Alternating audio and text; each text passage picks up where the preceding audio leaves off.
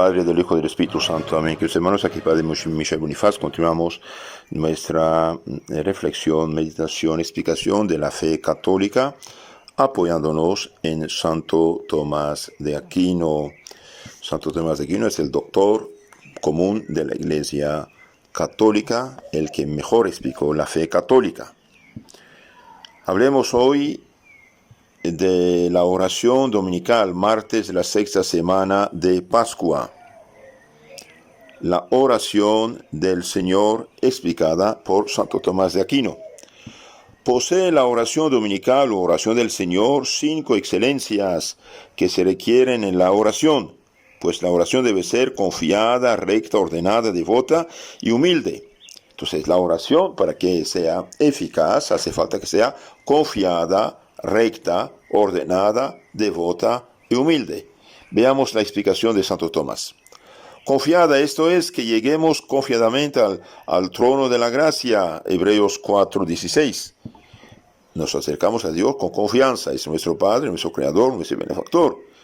Que además no desfallezca en la fe, como dice la Escritura. Pídala con fe, sin dudar en nada, Santiago 1:6.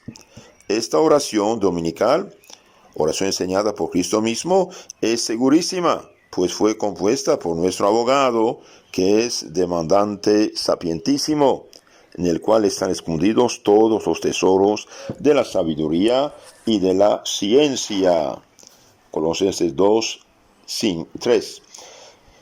Entonces, esta oración fue compuesta por Cristo mismo, que es Dios encarnado, y Él sabe que necesitamos, y por lo tanto, no hay, al lado de la misa, y con la misa, que es oración de Cristo también, no hay oración más grande, más poderosa, más eficaz que la oración del Padre Nuestro.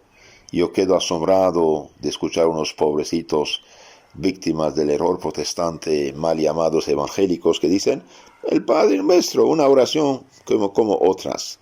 No, Señor, es la oración por excelencia compuesta por nuestro abogado, muy sabio, en el cual están escondidos todos los tesoros de la sabiduría y de la ciencia. Por eso dice San Cipriano, teniendo a Cristo por abogado de nuestros pecados ante el Padre, empleemos las palabras de nuestro abogado cuando pedimos por nuestros delitos. De hecho, San Cipriano, mártir del año 258, escribió un librito que se llama De la oración dominical, explicación del Padre Nuestro.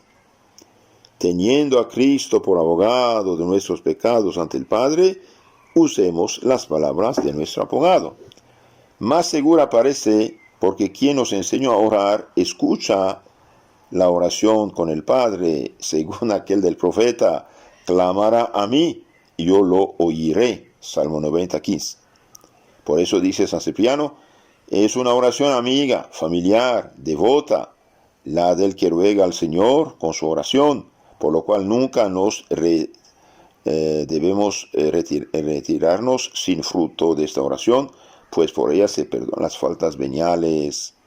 La oración del Padre Nuestro alcanza el perdón de las faltas veniales, de los pecados que no nos separan de Dios, como una pequeña mentira, un pequeño enojo, una pequeña flojerita, una pequeña gula, etc.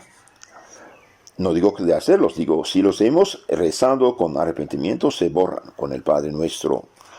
Nuestra oración debe ser recta también, segundo. Es decir, que el que ora debe pedir a Dios lo que le conviene. Muchas veces no es escuchada la oración, porque se piden cosas inconvenientes, lo que no conviene para la salvación eterna.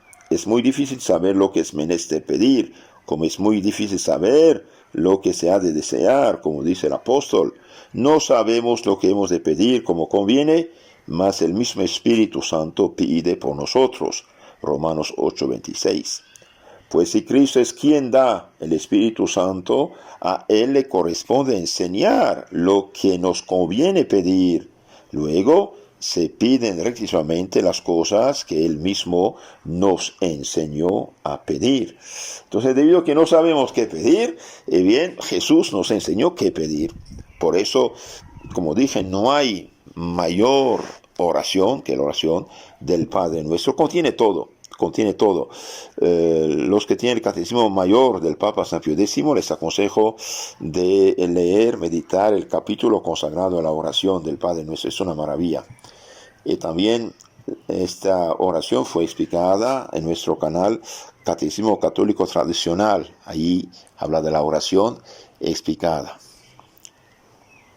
La oración debe ser también ordenada, confiada, recta, ordenada, como el deseo, pues la oración es intérprete del deseo. El orden debido es que en los deseos y oraciones prefiramos lo espiritual a lo carnal, lo celestial a lo terreno. Esto mismo nos enseñó el Señor en esta oración, en la que primero se piden los bienes celestiales y después los terrenales. Padre nuestro, que estás en los cielos, santificado sea tu nombre. Venga a nosotros tu reino. Hágase tu voluntad, así en la tierra como en el cielo. Eso es lo celestial. Lo terrenal, el pan nuestro de cada día hoy. Perdona nuestras deudas, ofensas, pecados, miserias, como nosotros también perdonamos a los que nos han ofendido o los que deben. No nos dejes caer en la tentación, mas líbranos del mal. Entonces, primero lo celestial, después lo terrenal. La oración también debe ser devota, porque la suavidad de la oración hace que el sacrificio de esta sea acepto a Dios. En tu nombre alzaré mis manos, como de grosura y de gordura sea rellenada mi alma. Salmo 62:5. Mas la devoción se debilita muchas veces a causa de la prolijidad de la oración. Por eso el Señor enseñó a evitar la prolijidad superflua de la oración en estas palabras: cuando oréis, no habléis mucho. Mateo 6:7. Y Santo Agustín dice: lejos de la oración el mucho hablar, pero que no falte el llamamiento múltiple, si persevera la intención ferviente. Por eso el Señor instituyó esta breve oración. La devoción es resultante de la caridad, que es el amor de Dios y del prójimo, en el que se inspira esta oración, porque para indicar el amor divino llamamos Padre a Dios. Para señalar el del prójimo, oramos comúnmente por todos, diciendo: Padre nuestro, no mío solamente, pero esto para mí y para mis hermanos. Perdónanos nuestras deudas, perdón, no solamente las mías, también las de mis hermanos, a lo cual nos incita el amor del prójimo. La oración finalmente debe ser humilde, como se dice en el Salmo: miró la oración de los humildes, Salmo 101:18. Y es en Lucas, con ocasión del fariseo y del publicano. El orgulloso fariseo bajó cargado de pecados, mientras que el humilde publicano bajó justificado. Y también en Judith leemos: siempre te agradó la oración de los humildes y de los mansos, Judith 9:16. Esa humildad tiene su lugar en esta oración, porque existe verdadera humildad cuando uno no presume en nada de sus fuerzas, sino que todo espera alcanzarlo de la virtud divina. Esto dice Santo Tomás en su explicación del Padre Nuestro. Veamos unas citas más acerca de la oración. ¿Qué dicen los santos acerca de la oración? Para iluminar a otros, para ser antorcha divina, ponte antes en contacto con la luz divina, esto es, con Cristo, que nos dice: yo soy la luz del mundo. Lo de mayor importancia es la oración. Suprimirla no es ganar tiempo, sino perderlo. Dadme un hombre de oración y será capaz de todo, decía San Vicente de Paul. La puerta para recibir de Dios grandes mercedes es la oración. Para recibir de Dios grandes mercedes, beneficios, bendiciones, es la oración. Si no hay vida interior, el apostolado será muy poco fructuoso. Si no hay oración, bien, no hay fruto, no hay bendición. Por eso los santos de día trabajaban y de noche rezaban.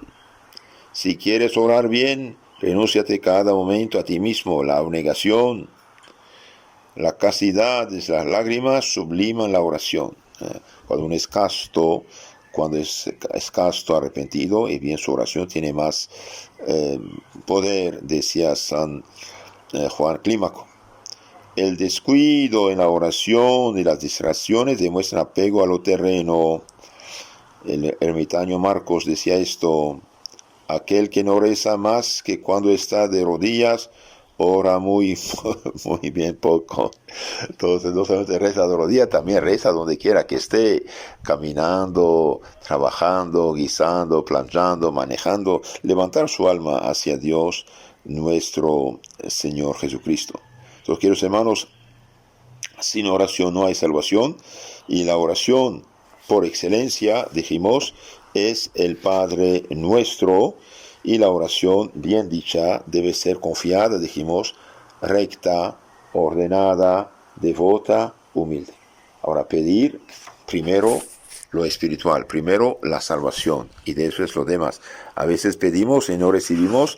¿Por qué? Y porque hay un problema. ¿Y cuál es el problema? Es que Dios sabe mejor lo que nos conviene. Y si no nos da lo que pedimos, nos da otras cosas que son más necesarias para nuestra salvación.